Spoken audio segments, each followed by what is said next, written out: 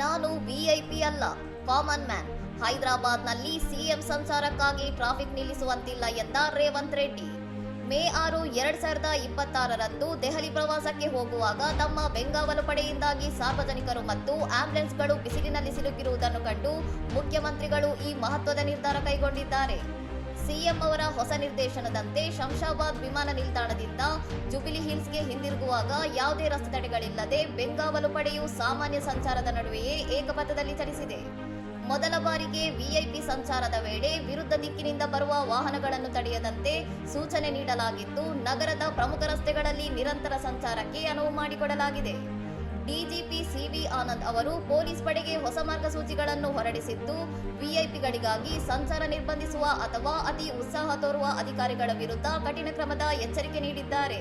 ಹೆಚ್ಚುವರಿ ಡಿಜಿಪಿ ನೇತೃತ್ವದಲ್ಲಿ ಸಂಚಾರಕ್ಕಾಗಿ ಪ್ರತ್ಯೇಕ ಬ್ಯೂರೋ ಸ್ಥಾಪಿಸಲು ನಿರ್ಧರಿಸಲಾಗಿದ್ದು, ಮಳೆಗಾಲದ ಮಳೆ ನಿರ್ವಹಣೆಯಲ್ಲೂ ಜನರೇ ಮೊದಲು ಎಂಬ ನೀತಿಯನ್ನು ಅನುಸರಿಸಲು ನಿರ್ದೇಶಿಸಲಾಗಿದೆ. ಇನ್ನಷ್ಟು ಸುದ್ದಿಗಳಿಗಾಗಿ ನೋಡ್ತಾ ಇರಿ ಸೌರಂ ಟಿವಿ.